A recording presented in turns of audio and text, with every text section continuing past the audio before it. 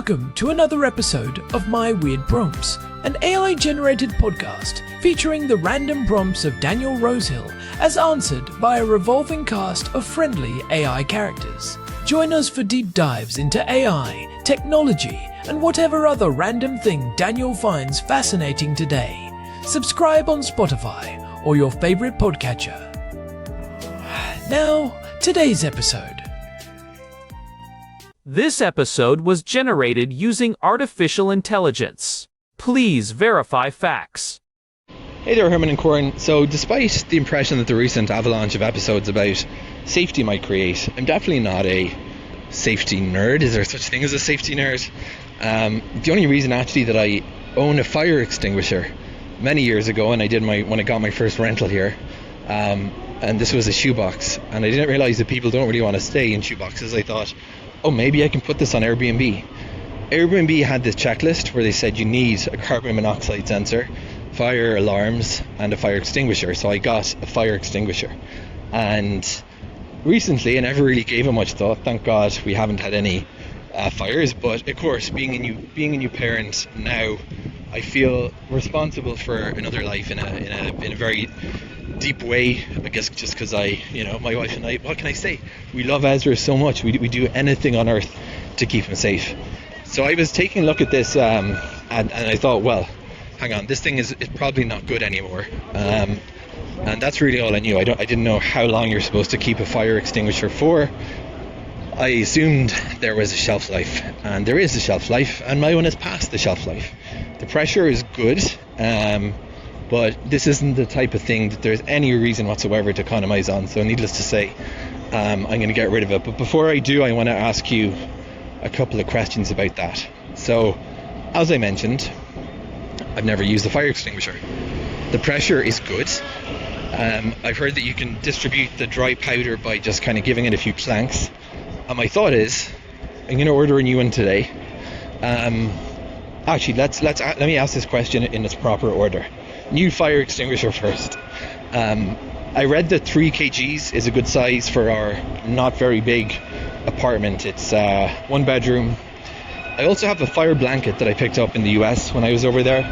So I feel like between that and 1 extinguisher we're good. Is 3 kgs a good size? And there is a website here that just sells fire extinguishers. I love those websites. They do literally one thing and that's their entirety of their business.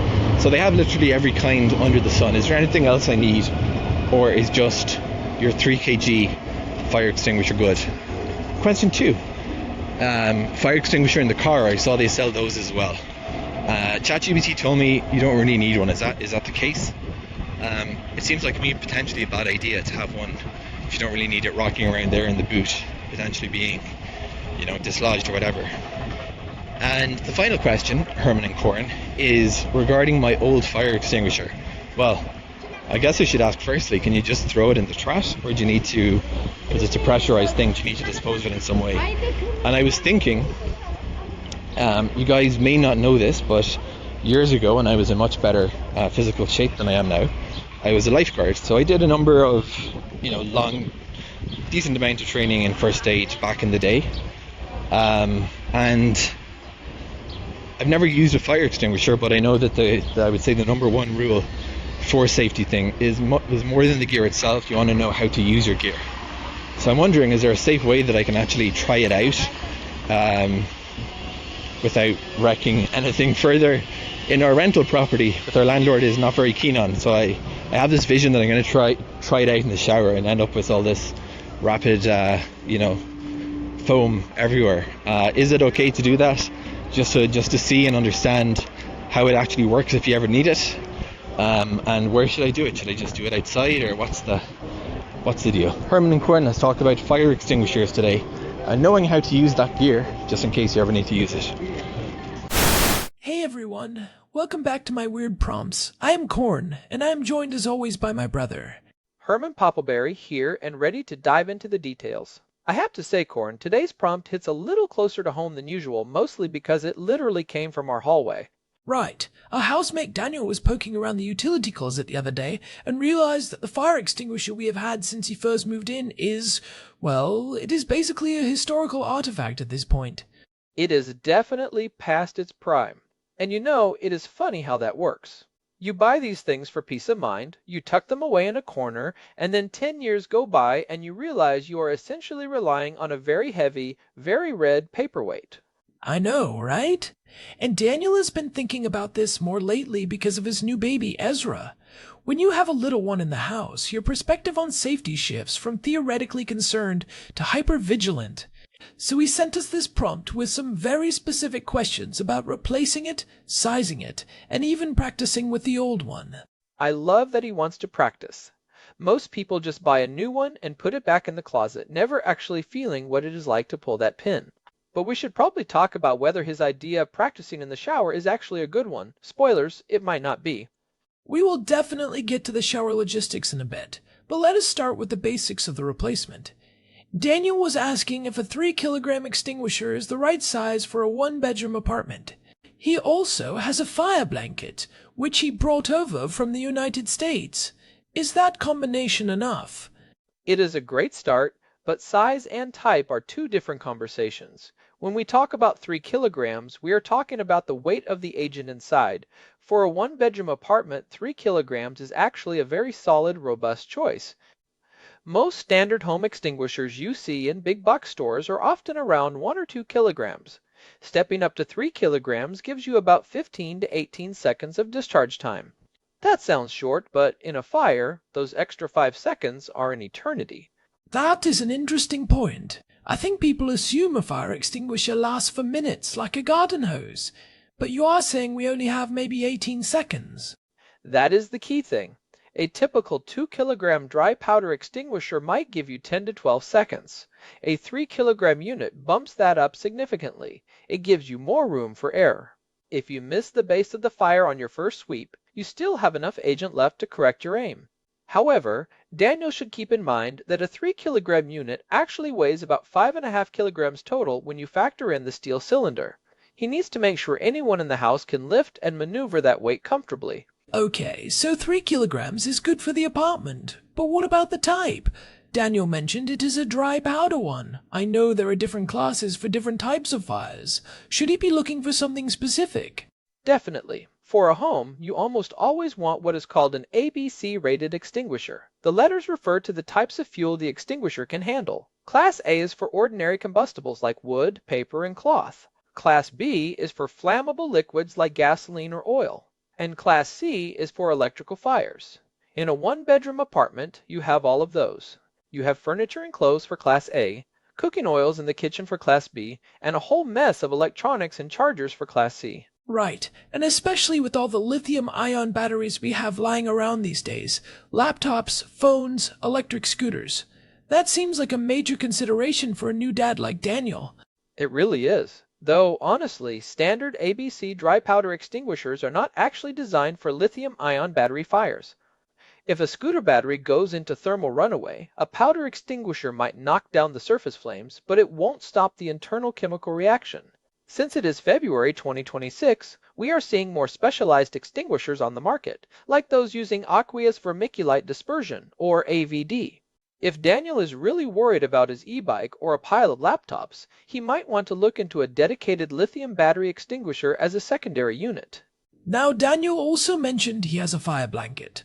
I have seen those used in professional kitchens, but how do they fit into a home safety plan? Are they redundant if you have the extinguisher? Not at all. In fact, I would argue a fire blanket is actually better for certain situations, especially in a small apartment. If you have a small pan fire on the stove, using a dry powder extinguisher is going to create a massive corrosive mess. That powder gets everywhere. It gets into the vents of your toaster, your microwave, your lungs. It is a nightmare to clean up.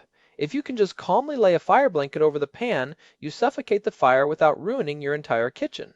That makes sense. It is about using the right tool for the scale of the emergency. But here is something I have wondered. If you use a fire blanket, do you run the risk of the fire flaring back up when you pull the blanket off? That is a huge risk. You have to leave the blanket there until the heat has completely dissipated. If the oil is still above its auto-ignition temperature and you introduce oxygen by lifting the blanket too soon, it will absolutely reignite. It is the same principle as a backdraft, just on a smaller scale. So, blanket on, heat off, and wait at least 30 minutes. Okay, so the apartment is covered. 3 kilogram ABC extinguisher plus a fire blanket. Now, what about the car? Daniel saw that they sell car-specific extinguishers and wondered if it is necessary. He was worried about it rolling around in the trunk or getting dislodged. This is a bit of a debated topic. If you look at the statistics, vehicle fires move incredibly fast. The question is whether a small 1 kilogram extinguisher, which is what usually fits in a car, is actually enough to do anything. I remember seeing a car fire on the side of the road once.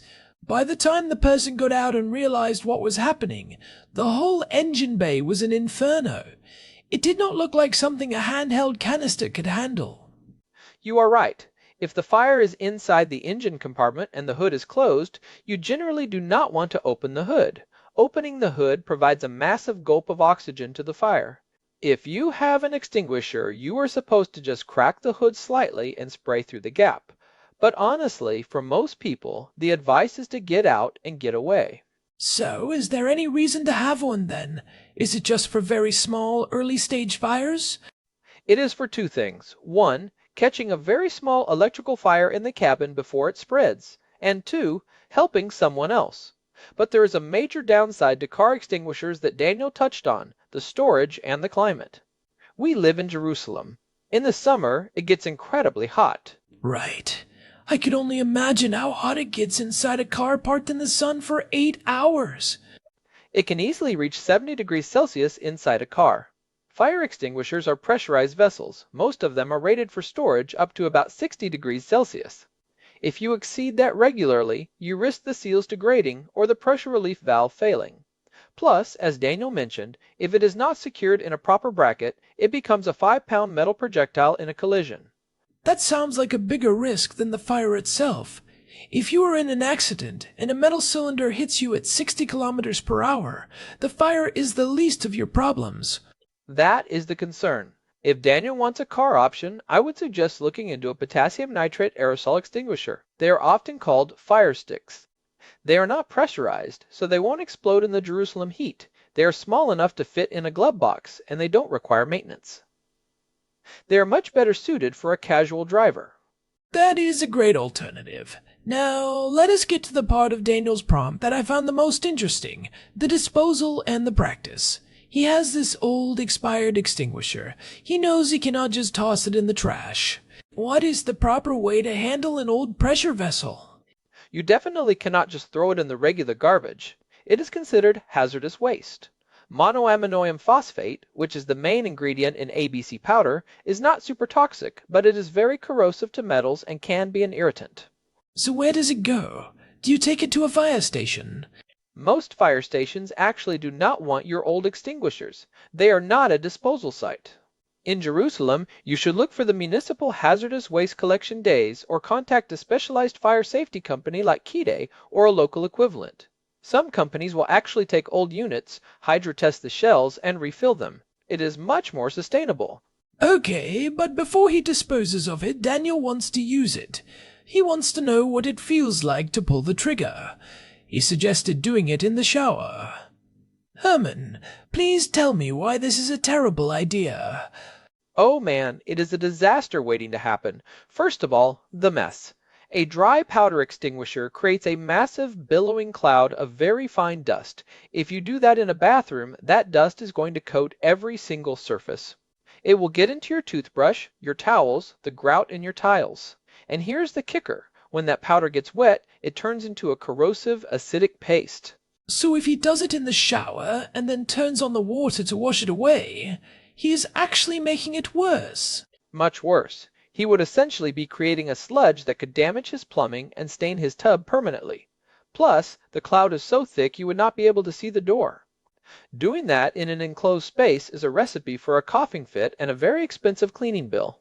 I can just imagine him standing there in the middle of a white cloud, unable to find the door.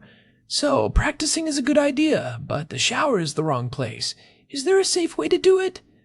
The best way to practice is to find an open outdoor space, away from cars and neighbors. A big empty parking lot on a day with no wind is ideal, but you have to be careful about the surface. You do not want to spray it on grass because the high salt content in the powder will kill the vegetation.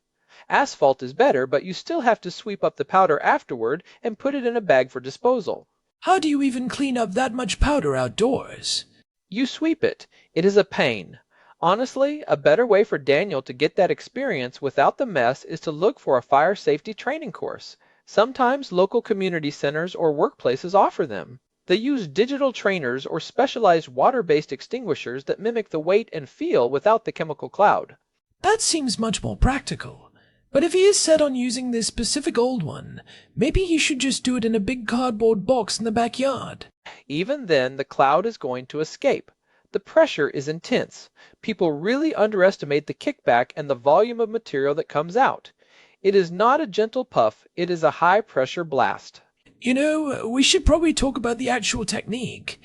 If he does find a safe place to practice, or if God forbid he actually has to use the new one, what is the right way to do it? I know there is an acronym for it. Right. The acronym is PASS. Pull, aim, squeeze, sweep. Let us break that down. Pull is the pin, right?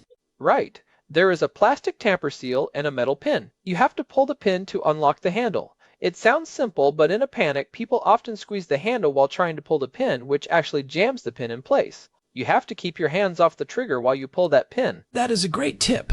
Okay, so pull the pin, then aim. Aim low. You want to point the nozzle at the base of the fire, not at the flames. If you spray the flames, the powder just flies through them. You have to hit the fuel source to cut off the oxygen. And then squeeze and sweep? Squeeze the lever to discharge the agent. And sweep from side to side. You want to cover the entire base of the fire. Imagine you are trying to paint a line across the bottom of the flames. You keep going until the fire is out, and then you stay there to make sure it does not reignite. It is interesting that you say stay there. I think the instinct is to drop the extinguisher and run once the flames are gone. That is how fires start back up. You have to watch it. And remember, once you have used an extinguisher, even just a little bit, it is essentially empty. The pressure will leak out of the valve because the powder gets stuck in the seal. You cannot just put it back on the shelf for later. That is a crucial point. It is a one-time use tool. Which brings us back to Daniel's original situation. His extinguisher is expired. Why do they actually expire? If the powder is just sitting there in a sealed metal tube, why does it go bad? 2 reasons. First, pressure. Over time, the rubber seals degrade. Tiny leaks allow the nitrogen propellant to escape. If the needle on the gauge is not in the green, the extinguisher won't have the force to push the powder out. And the second reason? Caking. Dry powder is very fine. Over years of sitting in one position, the powder can settle and pack down into a solid block at the bottom. That is why you will sometimes see people take their extinguishers down once a month and give them a good shake or tap the bottom with a rubber mallet. It keeps the powder loose. But after 10 or 12 years, the chemical itself can absorb moisture and lose its effectiveness. So Daniel is definitely doing the right thing by replacing it now. It is one of those things where you hope you never need it, but if you do, it has to work perfectly. There is no middle ground with fire safety. No, there is not. And for someone like Daniel, who is a new parent, it might be worth getting 2. Keep one in the kitchen and one in the bedroom. If a fire starts in the kitchen at night and cuts off your path, you want to have a tool within reach where you are sleeping. That is a sobering thought, but a very practical one. Especially in Jerusalem, where many of these older stone buildings have layouts that can become real chimneys if a fire gets going. You are right. Having an extinguisher in the bedroom gives you a tool to create a path to the exit. I think that is a big takeaway. Don't just buy the safety gear, interact with it. Know how heavy it is, know where the pin is, know exactly where it is mounted so you can find it in the dark. And check that gauge. Make it part of your routine. When you change the batteries in your smoke detector, which you should be doing twice a year, check the pressure on your extinguisher. If it is not in the green, it is a decoration, not a tool. This has been a really enlightening look at something we usually take for granted. It is funny how a simple question about a 3-kilogram canister can lead into chemistry, physics, and urban survival. That is the beauty of these prompts.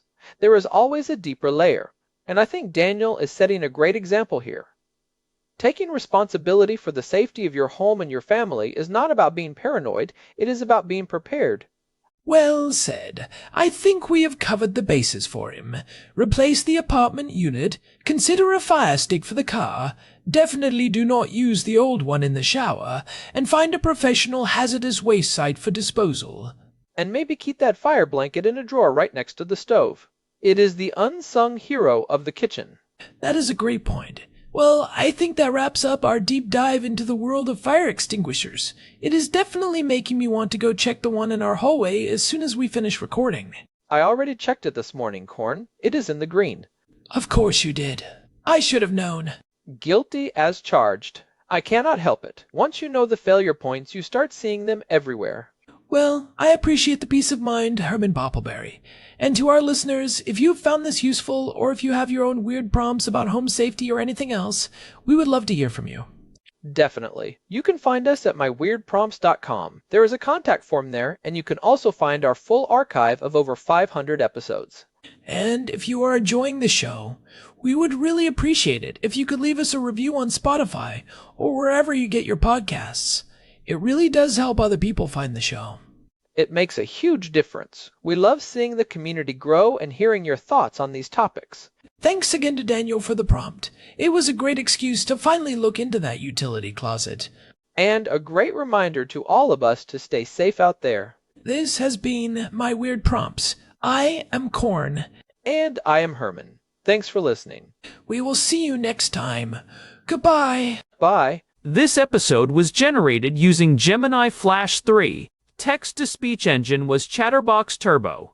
Thanks for listening to another episode of My Weird Prompts, an AI-generated podcast featuring Daniel Rosehill's AI prompts, as answered by a revolving cast of friendly AI characters including me, Cornelius the Sloth. Subscribe on Spotify or visit myweirdprompts.com.